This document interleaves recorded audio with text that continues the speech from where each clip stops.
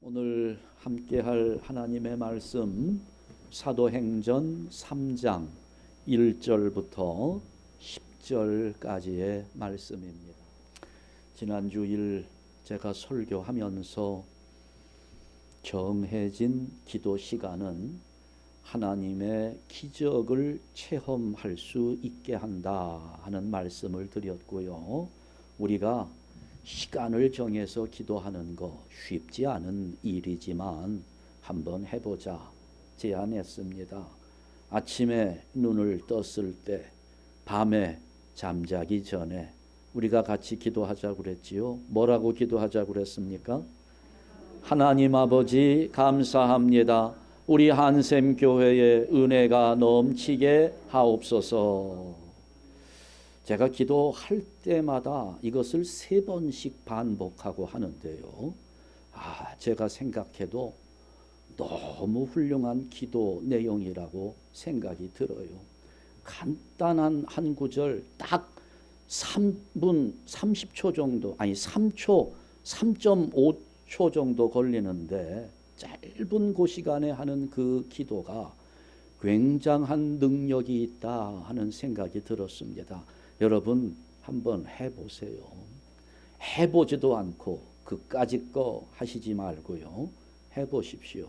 할수록 얼마나 은혜가 넘치는지 모릅니다. 정해진 기도 시간. 오늘은 이제 이어서 두 번째 내용을 살필 텐데요. 우리가 함께 하는 시간에 하나님의 능력을 체험하게 된다 하는 것입니다.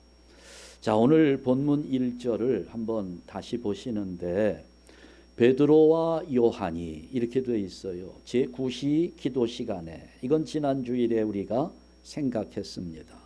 베드로와 요한이 성전에 올라갈세 이랬습니다.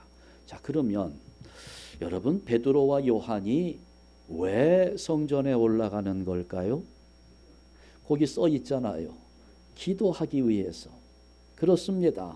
기도하러 올라가고 있어요. 그런데 이 짧은 문장 속에서 저는 아주 큰 의미를 부여하고 싶은 한 글자가 있습니다. 성경을 묵상하다가 보면 처음에는 성경의 한 문맥을 통해서 깨달음이 왔는데 자꾸 묵상하다 보면 짧은 한 문장으로 은혜가 돼요. 그러다가 또 묵상하다가 보면 한 단어가 은혜가 됩니다. 그런데 더 묵상해 보니까 한 글자가 은혜가 돼요. 저는 여기서 한 글자, 베드로와 요한이 할 때 와 하는 거 있잖아요. 와. 영어의 and에 해당하는 단어인데요. 와. 이거는 누구와 누구, 무엇과 무엇, 서로 연결해주는 일치의 연결고리가 되는 그런 글자입니다. 그러니까 함께 한다는 거죠. 하나가 된다는 뜻입니다. 그러니까 지금 베드로와 요한은 기도하러 성전에 올라가는데 어떻게 해요? 함께 올라가고 있다는 말입니다. 기도하는 자리에 함께 올라갔습니다. 그러니까 우리가 신앙 안에서 이 와, and는 협력의 고리요, 기적의 열쇠입니다. 너와 내가 함께 할 때, 내가 너와 하나가 될 때 그 힘은 2배, 3배가 아니라 10배, 100배의 능력이 되어 나타날 수 있다는 겁니다. 베드로와 요한이 그 자리에 지금 함께하고 있는 겁니다. 그런데 우리가 알지만 함께하는 거, 하나가 된다는 거 얼마나 어렵습니까? 집에서 50년 같이 산 부부도 아직 하나가 되는 것을 경험하기가 대단히 어려워요. 얼마나 힘듭니까? 성격도 다르고 습관도 다르고 생각도 다르고. 여러분, 이 베드로와 요한도 보면 함께 하기에는 굉장히 다른 사람들입니다. 여러분, 베드로, 다분히 이 베드로는 좀 즉흥적인 사람입니다. 그리고 다혈질이에요. 많은 제자들이 예수님이 물 위로 걸어오시는 것을 보면서 다 두려워하는데 베드로는 어떻게 합니까? 나도 걷게 해주세요 하고 물로 뛰어드는 사람입니다. 굉장히 즉흥적이고 다혈질이고, 예수님이 부활하셨다는 이야기를 들었어요. 베드로와 요한이 같이 무덤으로 뛰어갑니다. 누가 먼저 도착했을까요? 베드로보다 요한이 젊어요. 그러니 누가 먼저 뛰어가겠습니까? 요한이 더 빠르지요. 도착은 요한이 먼저 했어요. 그런데 무덤 안에는 누가 먼저 들어갔는지 압니까? 베드로가 먼저 들어가요. 늦게 왔는데 요한은 먼저 도착했지만 들어갈까 말까 망설이는 동안에 베드로는 오자마자 그냥 들어가 버립니다. 이것저것 따지지 않아요. 아주 다혈질이고 즉흥적입니다. 생각보다 행동이 앞서는 사람이에요. 그런데 반면에 요한은 아주 치밀하고 분석적이고 내성적인 사람이었어요. 요한복음 한번 읽어보세요. 다른 복음서와 달리 굉장히 치밀하게 조직되어 있는 그런 문체들입니다. 굉장히 치밀한 성격이에요. 그러니까 이 두 사람은 하나가 될 수 있는 공통점이 별로 없어 보입니다. 그런데 이 두 사람이 하나가 된 거예요. 우리가 오해하는 것이 있어요. 우리는 하나가 된다고 하면 자꾸 머릿속에 일치하는 것을 생각합니다. 그러나 하나가 된다는 것과 일치한다는 것은 다른 의미입니다. 우리 한국 사람들은 식당에 가도 누가 뭘 시키면 똑같은 거를 시키기를 좋아합니다. 짜장면 시키면 다 짜장면 먹어야 일치한다고 생각을 해요. 그거 일치이지요. 다 짜장면 먹으면 똑같으니까 일치입니다. 그러나 짜장면 싫어하는 사람 있잖아요. 나는 짬뽕이 먹고 싶은데, 그러면 나는 짬뽕을 먹고 너는 짜장면을 먹고 일치가 안 되잖아요. 그러면 하나가 안 된다고 생각하는 분들이 많아요. 아니에요. 하나가 된다는 것은 똑같이 짜장면을 먹어야만 하나가 되는 것이 아니고, 너는 짬뽕을 먹고 나는 짜장면을 먹지만 한 테이블에 같이 앉아서 즐거운 마음으로 기쁘게 함께 먹을 수 있는 것이 하나가 되는 겁니다.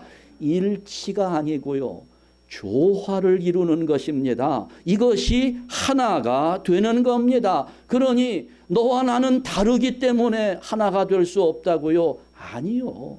나는 양식을 먹고 너는 한식을 먹어도 하나가 될 수 있어요. 한 상에 둘러앉아 먹으면서 즐거워하는 것이 하나가 되는 겁니다. 그러니 성격이 달라서, 너와 나는 자란 환경이 달라서 아니요. 서로 다른 사람들이 함께 모여서 즐거워하는 것이 하나가 되는 것입니다. 일치가 아니라 조화를 이루는 겁니다. 지금 베드로와 요한은 완전히 달라요. 그런데 하나가 되고 있어요. 조화를 이루고 있는 겁니다. 이렇게 믿음이 서로 다르지만 조화를 이루면서 하나가 되어 모이는 자리에는 반드시 성령의 능력이 나타나게 되어 있는 것입니다.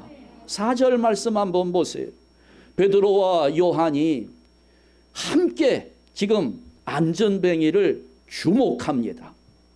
주목하여 이르되, 그냥 그 사람을 바라만 보고 있는 것이 아닙니다. 지금 이 베드로와 요한 두 사람은 자기들의 믿음을 합하여 지금 그에게 역사하실 하나님의 기적을 미리 보고 있는 겁니다. 지금 이 사람에게 일어날 하나님의 기적을 주목하는 거예요. 바라보는 겁니다. 그러면서 우리를 보라 이야기합니다.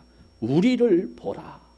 지금 믿음으로 하나가 되어 너에게 일어날 하나님의 기적을 보고 있는 우리를 보라는 말입니다. 우리를 통해서 너에게 역사하실 하나님의 능력을 바라보라는 거예요.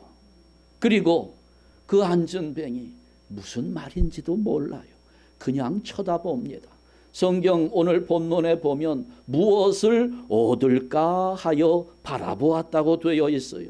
뭔 소리인지도 모르지만 뭔지도 모르지만 우리를 보라 하니 그냥 보는 겁니다. 그냥 보는데 그렇게 보면서 지금은 세 사람의 마음이 함께하고 있는 겁니다. 믿음이 모아지고 있는 거예요. 하나님의 역사는 이렇게 믿음들이 모아질 때 폭발력을 가지게 됩니다. 그러니 이 세 사람의 믿음이 모아질 때 베드로의 입술을 통해서 살아계신 성령의 권능이 선포되는 거예요.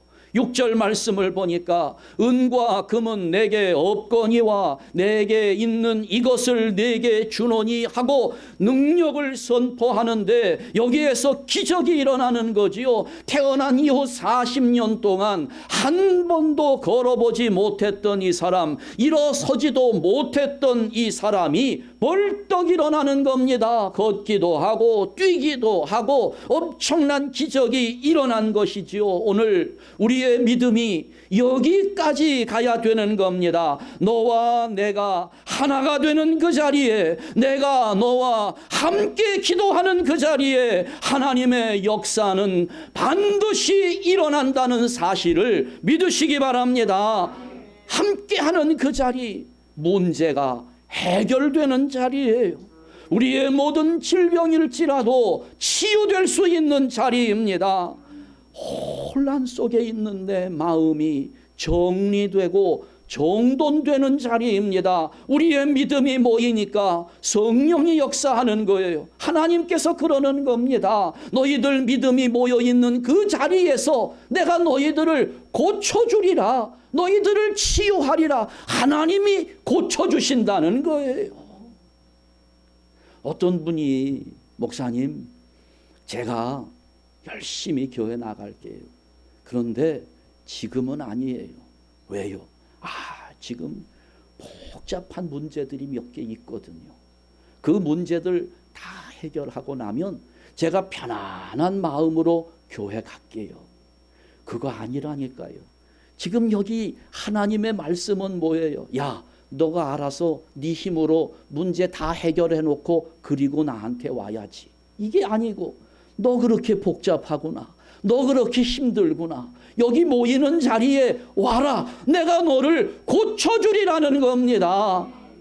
여러분, 이것이 오늘 우리의 믿음인 거예요. 모여있는 그 자리, 함께하는 그 자리, 너와 내가 함께 하면서 같이 하나가 되어 기도하는 그 자리에 성령의 역사 능력은 반드시 일어나는 것입니다. 그러니 여러분, 내일부터 우리 새벽 기도회 하잖아요. 함께 모이는 자리입니다. 하나가 되는 자리예요. 너와 내가 하나가 되어 기도하는 그 자리인데 함께 합시다. 같이 기도합시다. 나는 아니야, 나는 못 가요. 물론 힘든 분들이 있어요. 이해합니다. 그러나 못 나오셔도 집에서 함께 하십시오. 집에서 하든 여기서 하든 우리의 믿음은 시간을 초월하고요, 특히 공간을 초월합니다. 집에서 하시고 교회에서 하는 성도들과 한마음 될 수 있습니다. 우리 모두가 고난주간 지내면서 특별 새벽 기도회 시간 기억하시고 함께 기도하는데 동참하면서 성령의 권능을 함께 체험할 수 있기를 주님의 이름으로 축원합니다. 세 번째, 인생 기적의 원동력은 예수 그리스도의 이름뿐이라는 사실입니다.